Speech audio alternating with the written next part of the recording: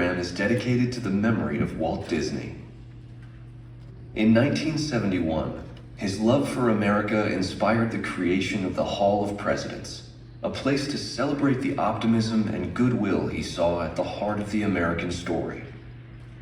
Walt's vision was to honor the nation by honoring the American presidency.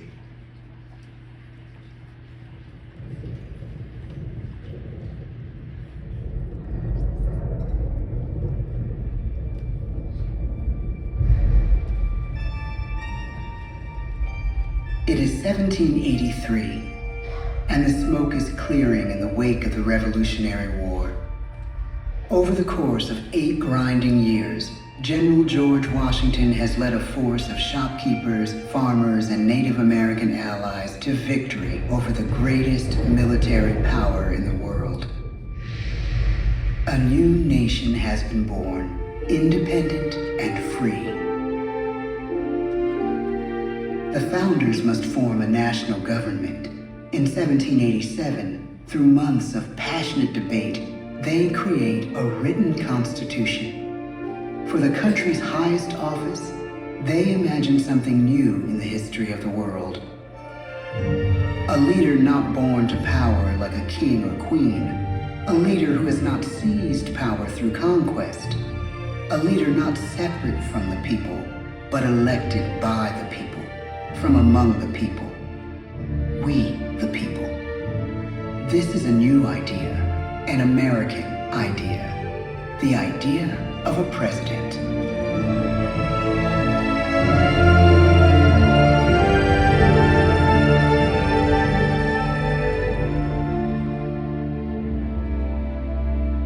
The people don't know exactly what a president will be, but there is little doubt who it will be.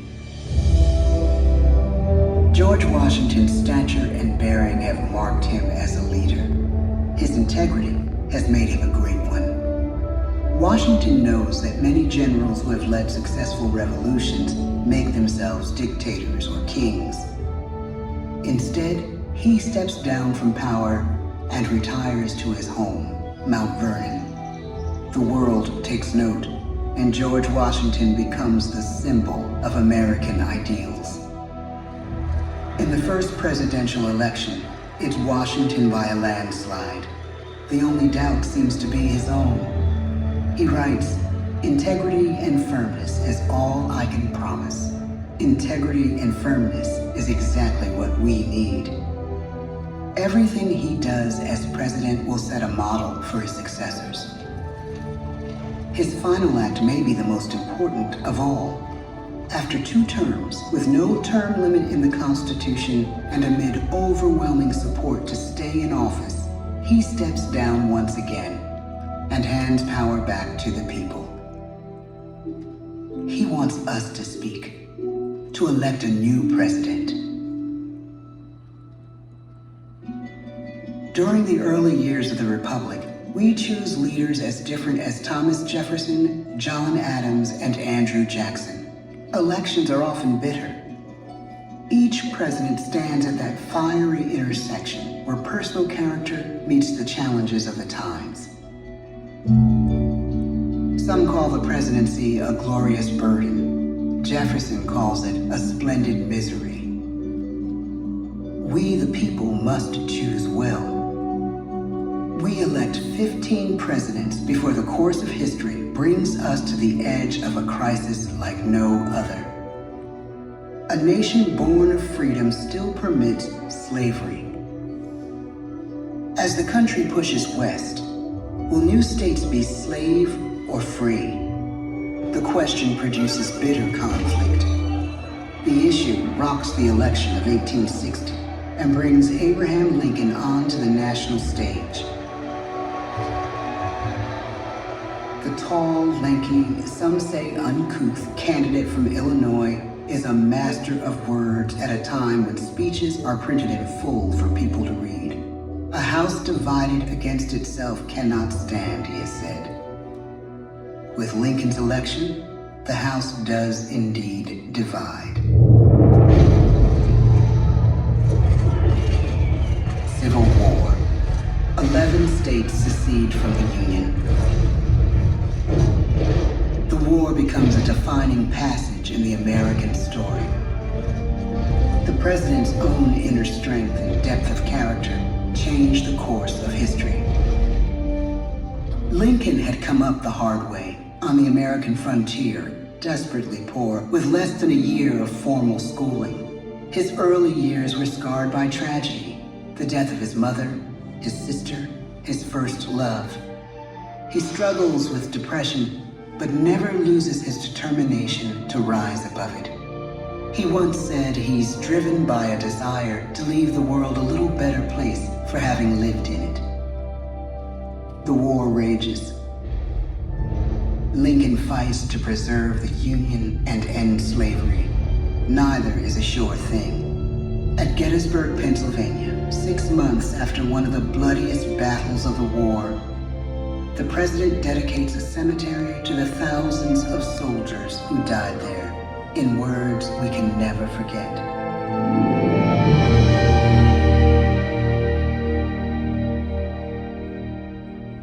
Fourscore and 7 years ago, our fathers brought forth on this continent a new nation, conceived in liberty and dedicated to the proposition that all men are created equal. Now we are engaged in a great civil war, testing whether that nation or any nation, so conceived and so dedicated, can long endure. We are met on a great battlefield of that war. We have come to dedicate a portion of that field as a final resting place for those who here gave their lives, that that nation might live. It is altogether fitting and proper that we should do this. But in a larger sense, we cannot dedicate, we cannot consecrate, we cannot hallow this ground. The brave men, living and dead, who struggled here, have consecrated it far above our poor power to add or detract. The world will little note, nor long remember what we say here, but it can never forget what they did here. It is for us, the living, rather, to be dedicated here to the unfinished work which they who fought here have thus far so nobly advanced. It is rather for us to be here dedicated to the great task remaining before us, that from these honored dead we take increased devotion to that cause for which they gave the last full measure of devotion. That we here highly resolve that these dead shall not have died in vain, that this nation, under God, shall have a new birth of freedom, and the government of the people, by the people, for the people, shall not perish from the earth. The blood of over 500,000 Americans is spilled in this Civil War. President Lincoln's enduring hope is to give true meaning to the sacrifices of so many, to lead us to that new birth of freedom. With the end of the war and the end of slavery, a new birth truly begins. As we roll toward the 20th century, settlers roll west on wagon wheels and railroads connect the nation coast to coast. Millions of immigrants pour in from Europe and Asia. Population doubles, our economy triples, our standing among nations rises. We need presidents who can lead both at home and abroad. At the same time, a young Theodore Roosevelt is retreating from New York politics and personal tragedy, the death of his wife and his mother on the same day in the same house. In the Badlands of North Dakota, he rethinks his life and the life of his country.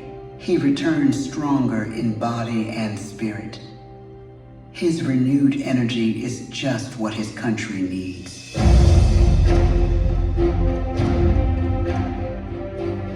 American industry is booming, but social tensions are rising. A progressive movement is bubbling up, pushing for change, and change is needed in the working and living conditions in cities. The gap widens between rich and poor. The demand for change grows stronger.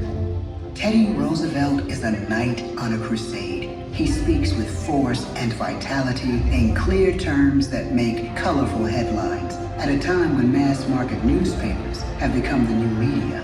To define his foreign policy, he borrows a phrase from an African proverb: speak softly and carry a big stick. But his greatest accomplishments are made at home. He breaks up giant monopolies, protects workers' rights, and calls for a square deal for all Americans, rich and poor, capitalist and wage earner. Fair wage and a square deal for every man and every woman in the United States. He calls on America to be as great as the natural grandeur of its lands.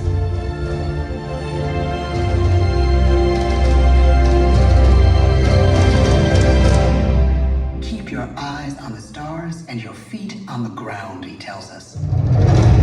And we do.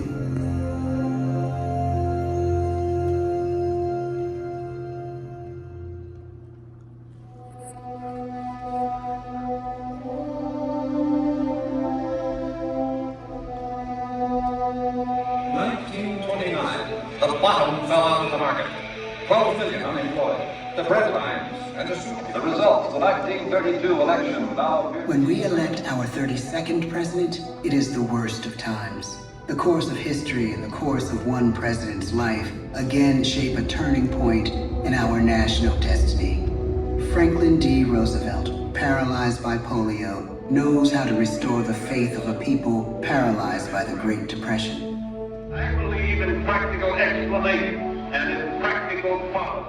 He has found the inner strength his countrymen now need. He speaks to us like a friend, a neighbor. His optimism is contagious, his voice perfect for the latest breakthrough medium, radio. He calls us to believe we have nothing to fear but fear itself. And we do believe. Tonight's attacks on England are perhaps the most widespread of the war in the course of the day. But an even greater challenge dominates his final years in office: the Second World War.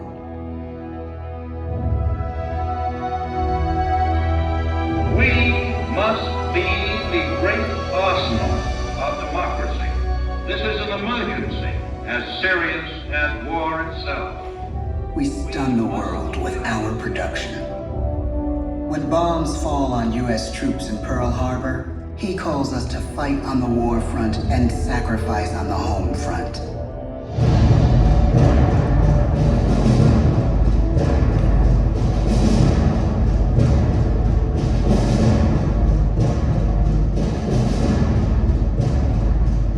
The harder the sacrifice, the more glorious the triumph. So spoke America in the year 1776. So speak Americans today. The world changes. The country changes. And yet, in one sense, what we need most from our presidents has never changed. A guiding vision that calls forth the best that America can be. Will outer space be developed for the benefit of all mankind?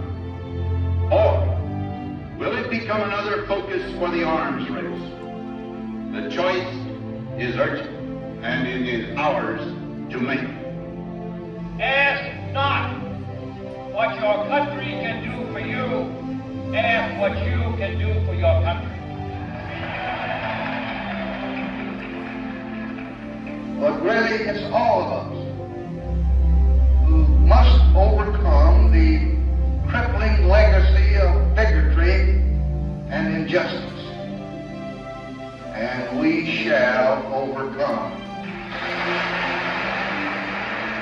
One of the agreements that President Sadat and Prime Minister Begin are signing tonight is entitled A Framework for Peace in the Middle East. Mr. Gorbachev, tear down this wall. You have lost too much, but you have certainly not lost America. I can hear you. The rest of the world hears you.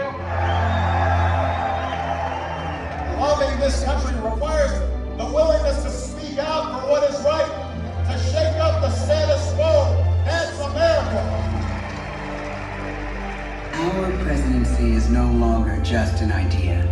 It is an idea with a proud history. Ladies and gentlemen, the presidency of the United States of America.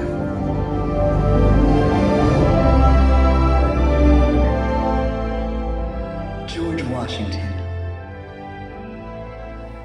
John Adams, Thomas Jefferson, James Madison, James Monroe, John Quincy Adams, Andrew Jackson, Martin Van Buren,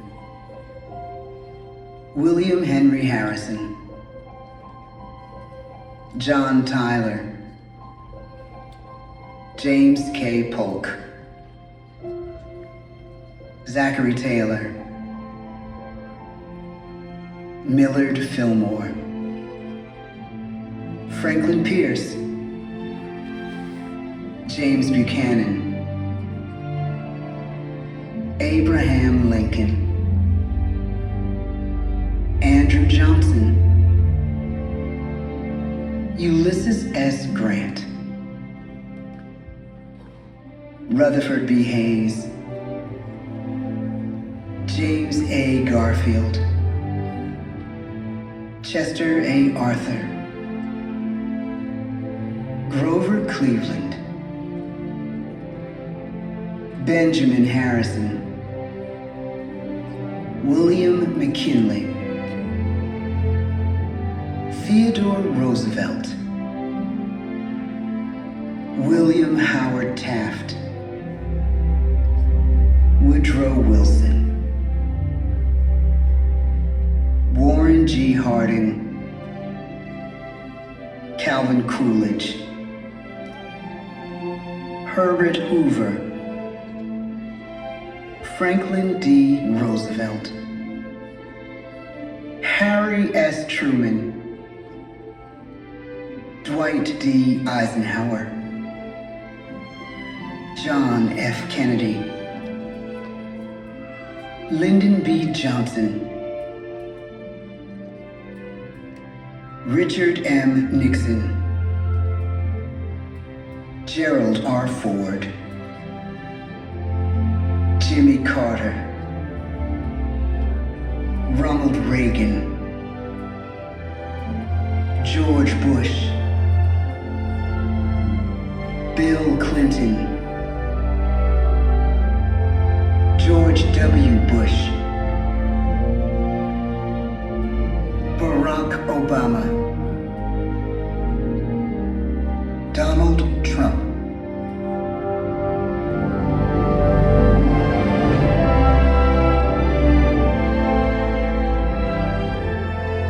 And now we come to the present. Once again, we place our trust in the idea of a president, as we have from the beginning. My fellow citizens, no event could have filled me with greater anxieties than that notification on the 14th day of April, 1789, that you had selected me to lead our nation. But it was with the confidence of my fellow citizens that I took an oath. 35 simple words that have been repeated by every American president throughout history.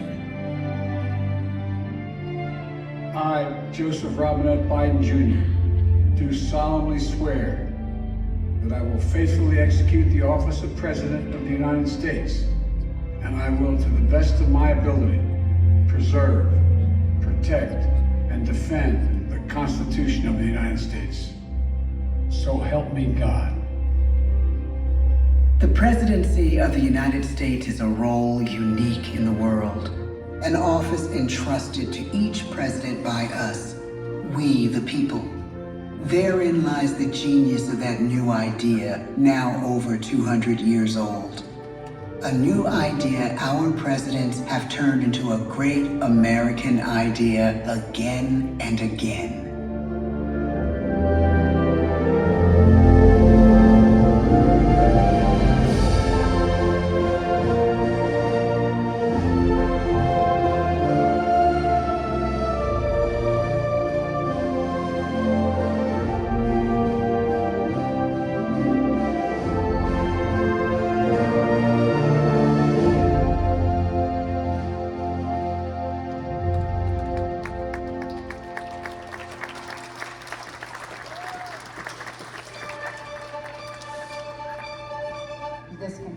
presentation, please be sure to gather all of your personal belongings and exit through the open doors on your right. Once again, please exit only through the doors on the right. Thank you for joining us today. We hope you will enjoy the rest of your day here at the Magic Kingdom.